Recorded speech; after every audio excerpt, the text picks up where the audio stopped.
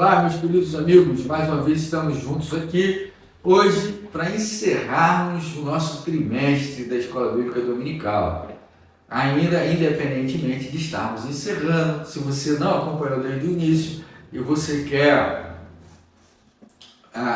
entender todas as lições que estudamos nesse trimestre, você pode ir lá na página da Convenção Batista Fluminense e baixar a sua revista Palavra e Vida, os Reis e Profetas de Israel. Você vai conseguir baixar lá, tenho certeza que será um estudo muito gratificante, muito bom para você. Desde já eu agradeço a sua atenção, eu agradeço o tempo que você está aqui para a gente aprender junto a lição da nossa Escola Bíblica Dominical. Não deixa de olhar aí na descrição do vídeo, das nossas atividades, das nossas redes sociais, para que você possa acompanhar tudo que a gente tem produzido aí. No mês de julho estaremos iniciando aí uma nova lição, mas eu convido você também para ver a programação de aniversário da nossa igreja, né? A Cívica Cabo Frio está aí fazendo 48 anos e teremos aí várias programações, várias celebrações, comemorando e agradecendo a Deus esses 48 anos, servindo a Deus aí e o próximo com a alegria do coração. Então você pode participar das nossas celebrações, procura ali no Instagram Cívica Cabo Frio, procura lá no Facebook Cívica Cabo Frio, que você vai encontrar a gente em todas as redes sociais que você procurar, menos no Twitter, você vai encontrar a gente, ok? Vamos dar início ao nosso estudo. É a lição 13, o Senhor é a lição de número 13, que nós estaremos estudando agora, que é uma lição que diz o quê? Não houve mais remédio. A lição número 13, como nós vimos, houve uma sucessão de eventos no reino de Israel, a divisão do reino, a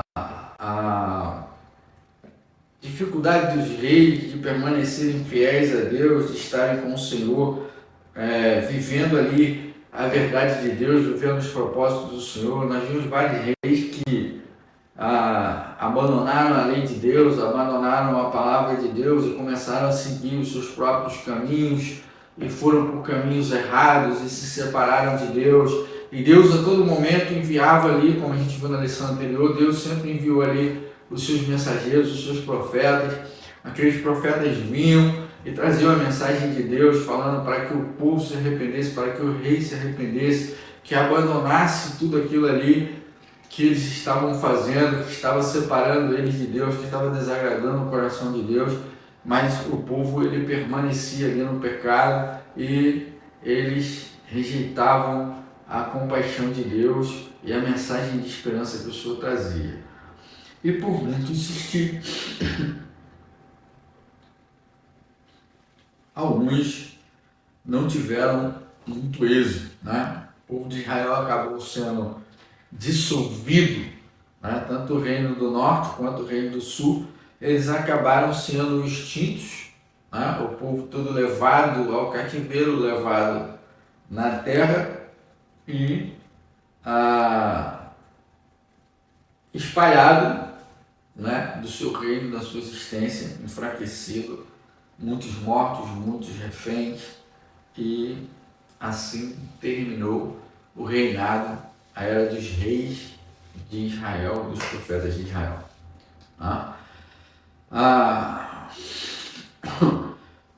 Nós podemos aprender o que disso? Podemos aprender um pouco mais sobre a repreensão de Deus do seu povo no passado e extrair lições para a nossa vida no presente, ok?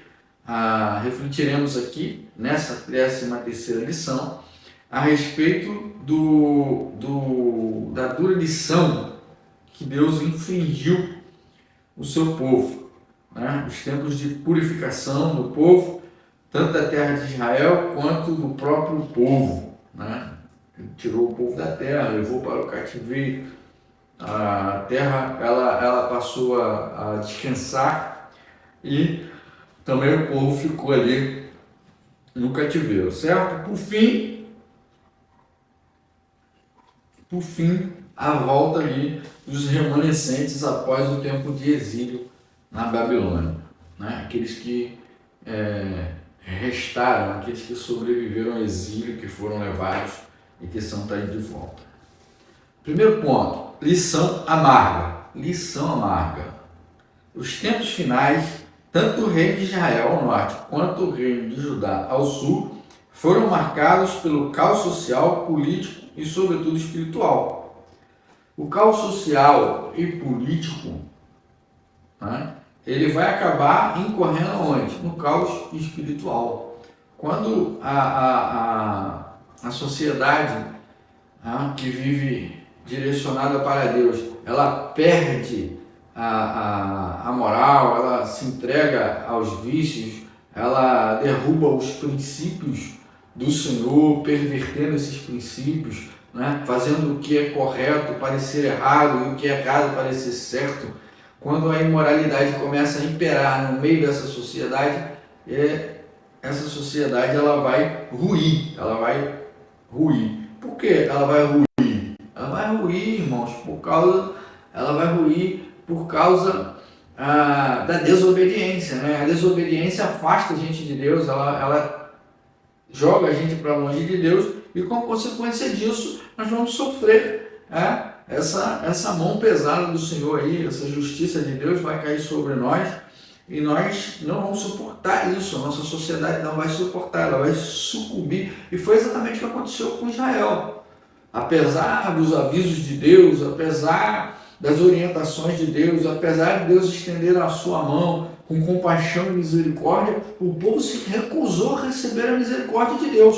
O povo recusou a compaixão de Deus. O povo recusou todos os avisos, ignorou e desobedeceu todos os avisos de Deus e em momento nenhum se voltou para Deus.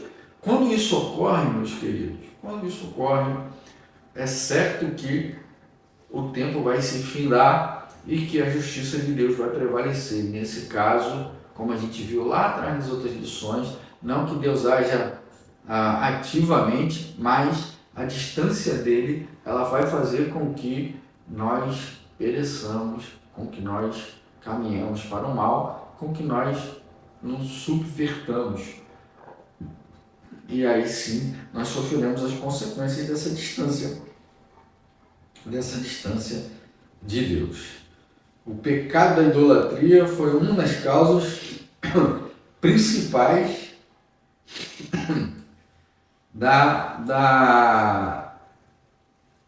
o pecado da idolatria, da lição que o Senhor deu ao seu povo. Idolatria.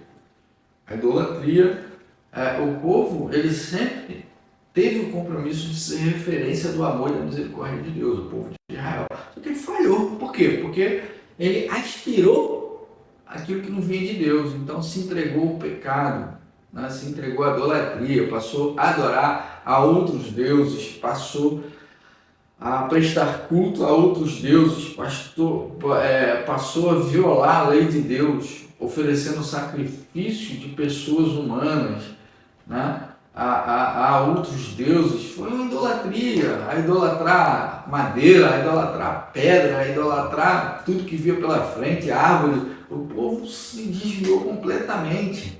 E quando a gente lê a Bíblia, uma das coisas que Deus mais rejeita, que Deus mais odeia, é exatamente a idolatria, né? É violar o primeiro mandamento: só o Senhor teu Deus adorarás, só a Ele prestarás culto. Então o povo se entregou à idolatria. E tudo que a gente bota no lugar de Deus é idolatria, né? Quando a gente pega a mensagem de Deus e perverte a mensagem de Deus e começa a falar de coisas que não são princípios de Deus, a gente perverte isso, a gente está sendo idólatra, né? A gente idolatra o ego, a gente idolatra os bens, a gente idolatra a prosperidade, a gente idolatra a relação com pessoas, do poder. Essas coisas são feitas assim. A gente idolatra a música, a gente idolatra o templo, a gente idolatra coloca as coisas no lugar de Deus. Quando o povo de Israel fez isso, Deus pesou a mão. E pesar a mão, o que, queridos? Não é bater com força, mas é permitir que sua justiça se execute. Deus é amor, só que no amor de Deus está incutida a justiça. No amor de Deus está incutida a justiça. Deus não é aquela mãe que o filho vai fazer tudo errado e ela vai passar a mão. Aquele pai que o filho vai fazer tudo errado e ele vai achar que o filho está certo. Não. Deus nos considera responsável por aquilo que fazemos. Ele vai cobrar de nós a nossa desobediência, a nossa revolta, porque nós somos responsáveis por isso. Ele nos fez responsáveis por isso. E quando isso acontece, meus queridos, é pesado. É uma dura lição que Deus dá para a gente. Né? O que a gente aprende isso aí, nesses tristes episódios? O que a gente aprende com isso? A desobediência, a obstinação com características causam a repreensão do Senhor. Um povo obstinado, desobediente. Quando a gente começa a criar princípios que não são os princípios do Senhor, quando a gente passa a viver por esses princípios, quando a gente é obstinado a fazer valer esses princípios, a gente vai receber a repreensão do Senhor. Assim o povo de Israel. Apesar de Deus mandar profetas, avisar, estender a mão, agir com misericórdia para com o povo simplesmente ignorou. E aí o preço chega, né? Chegou um momento em que Deus disse, chega, agora chega. Não há mais como protelar, não há mais como relevar, não há mais como estender e dar mais algum tempo. Deus foi lá e disse, não, agora está na hora da justiça. Mas Deus é Deus. E como que ele faz isso? Item 2 da nossa lição, anos de purificação. Ele nos repreende para quê? Para nos purificar. Infelizmente, queridos, nós seres humanos, nós temos mania de perceber a importância de Deus na nossa vida quando as coisas estão ruins, quando as coisas estão pesadas, quando as coisas estão difíceis. E é o momento em que a gente mais busca por Deus. É o momento que a gente mais lembra. A gente lembra de orar, a gente lembra de clamar, a gente lembra de pedir, a gente lembra de ler a Bíblia, a gente lembra de orar, a gente canta louvor para aliviar a angústia nos momentos de luta. E aí Deus colocou onde? Colocou o seu povo no cativeiro babilônico, debaixo de uma outra religião, debaixo de uma outra lei, fazendo com que aquele povo se afastasse de tudo e percebesse a importância de estar com Deus e de estar na presença de Deus. O povo cativeiro estava aflito, angustiado, sentindo saudade do templo, sentindo saudade da adoração a Deus, sentindo saudade da misericórdia de Deus. Deus estava ali o quê? Purificando aquele povo, tratando o coração daquele povo rebelde, não é isso? Muitas vezes a repreensão dura que faz o nosso coração se voltar para Deus. Muitas vezes nós precisamos passar por momentos difíceis, duros, para que a gente possa lembrar e perceber que nós precisamos de Deus. Nós precisamos de Deus. Na verdade, não precisaria ser assim, mas infelizmente a nossa natureza de pecado faz com que a gente incorra nesse erro e faz com que a gente precise ser duramente repreendido para que a gente perceba a nossa necessidade de Deus. E foi assim o povo de Israel. Mas existe uma outra maneira, uma maneira muito mais suave. É a gente permanecer nos princípios, observando os princípios, vivendo pelos princípios e em comunhão constante com Deus. É uma maneira muito mais suave. Não é isso? Vou dar exemplo para você. Eu prefiro muito mais conversar com meu filho do que ter que puni-lo. Apesar de que os meus, no caso, já passaram dessas fases. Mas para mim é muito mais. Para mim era muito melhor ser obedecido pelo conselho, pelo diálogo, do que punir, botar de castigo. Né? Para mim era muito melhor. Jamais queria botar meus filhos de castigo ou dar qualquer outro tipo de repreensão. Mas às vezes a repreensão é necessária para que se observe a necessidade. E às vezes é nesse momento em que a gente volta o nosso olhar para Deus. A gente volta o nosso coração para Deus. E o povo se arrependeu. Se você for lá ler o livro de Esdras, se você for ler o livro de Neemias, você vai perceber que o povo estava ansioso pela glória de Israel, estava ansioso de voltar para o Senhor, estava ansioso em reconstruir o templo, a cidade santa. Estava ansioso em que a glória de Deus enchesse novamente o templo para que o povo pudesse desfrutar da presença de Deus. Foram o quê? Os anos de purificação. Deus estava purificando a terra e estava purificando o povo. Estava purificando o seu povo. O açoite do Senhor purificou a terra e o seu povo da idolatria de sempre. Quer dizer, eles ficaram afastados da idolatria. Passaram a perceber que Deus era a única razão da existência da vida deles. Eles passaram a perceber isso. E abandonaram a idolatria, e reconstruíram o templo, e voltaram para a adoração ao Senhor. Nosso ponto 3 fala de quê? Do remanescente fiel. Quem são os remanescentes fiéis? Quem são esses remanescentes fiéis? É o povo que voltou do cativeiro. Certo?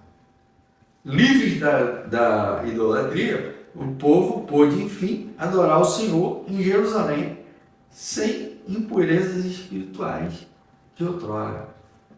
A gente viu lá, Salomão encheu o templo de ídolos. Os que vieram depois dele, pior ainda, encheu tudo de deuses, de imagens, de um monte de coisa ruim que tinha. Tanto Salomão quanto os que vieram depois dele fizeram do templo do Senhor algo que profanaram o templo. A presença de Deus já não estava mais ali. Então, nesse tempo de purificação do exílio, quando o povo voltou limpando tudo, porque também quando eles foram para o cativeiro, os reis levaram tudo que tinha ali. Levaram tudo que tinha, tomaram tudo que tinha. Limparam tudo. Quer dizer, então o povo voltou para lá sem idolatria. Voltou um povo diferente, um povo que ansiava por Deus. E aí, eles voltaram como? Voltaram para serem fiéis ao Senhor. Podemos ver o quê? O quanto o Senhor governa a história de acordo com seus propósitos. Nada foge o poder de Deus, queridos. Nada foge o poder de Deus. Deus dirige a história. Deus corrige tudo que a gente faz de errado, tudo que a gente faz enquanto humanidade, tudo que a gente sempre vai fazer aquilo que é propósito de Deus.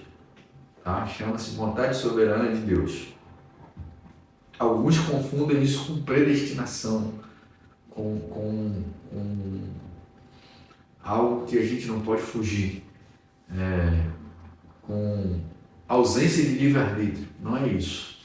A soberania de Deus é diferente da ausência de livre-arbítrio. Nós temos livre-arbítrio. Aliás, Deus quer exatamente isso, quer que a gente se relacione com Ele por amor, e não porque Ele planejou toda a nossa existência, todos os nossos dias, todas as nossas falas. Não. Você sempre tem uma escolha. Você sempre pode escolher estar com o Senhor. Sempre. Todo momento. E o povo que permaneceu fiel, que suportou o exílio, na expectativa da volta, era o povo fiel. É o povo que não se corrompeu. É o povo que voltou e reconstruiu o templo e trouxe de volta a adoração ao Senhor sem idolatria, sem ídolos, sem violar os princípios de Deus, baseados na lei. Eles tinham saudades daquilo. Eles tinham saudades de poder estar na presença de Deus e adorar a Deus com sinceridade de coração. E uma vez que eles foram tratados, tiveram seus corações, suas mentes, tratados por Deus, ali naquele tempo de exílio, eles tiveram a oportunidade dada por Deus de retornar quando se cumpriu o seu tempo, quando Deus viu que o povo estava sarado, que a terra estava sarada, Ele trouxe o povo de volta para habitar a terra, de volta para reconstruir o templo, de volta para adorar o Senhor. Então, a gente percebe aqui que sempre é tempo de voltar para Deus. Sempre é tempo de estar com Deus. E que estar com Deus é o melhor lugar que existe para nós.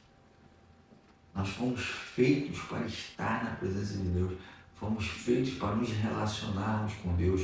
Fomos feitos para estarmos em constante união com Deus.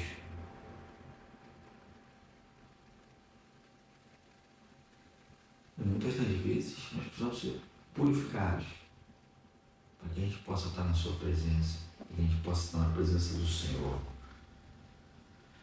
O que a gente tira de lição disso? O mal não dura para sempre. O sofrimento, a dor e o mal não duram para sempre. O deserto não dura para sempre, o exílio não dura para sempre. Deus vai pôr um fim, um termo, e vai restaurar a nossa vida, a nossa essência, como povo de Deus. Assim como Ele fez com Israel, Ele trouxe de volta o feliz, confiante no Senhor, que confia no Senhor. O povo de Deus precisa confiar em Deus. O povo de Deus precisa confiar no Senhor. Precisa acreditar no poder de Deus. A gente não pode duvidar do poder de Deus. Deus faz maravilhas ainda nos dias de hoje. E a gente não tem como duvidar disso. Não pode. E felizes são aqueles que confiam no Senhor, Deus de Israel.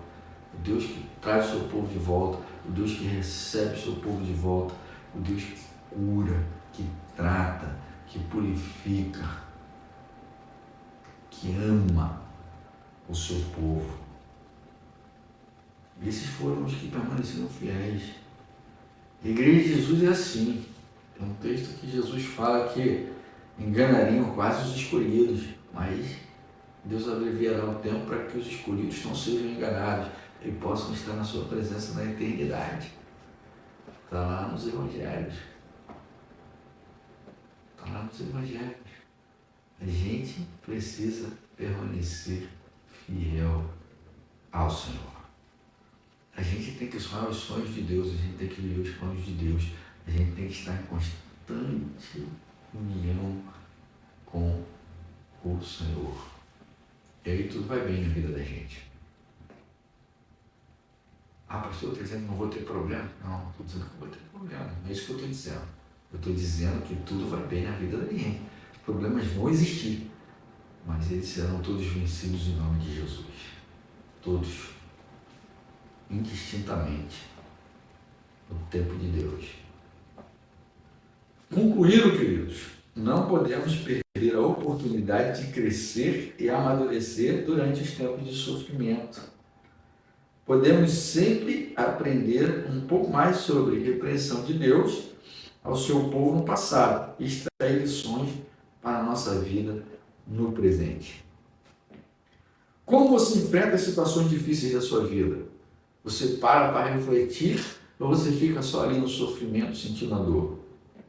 Você busca e olha para o Senhor, clama a Deus, no sentido de que Deus traga sabedoria para você, ou você simplesmente fica resmungando e murmurando contra Deus?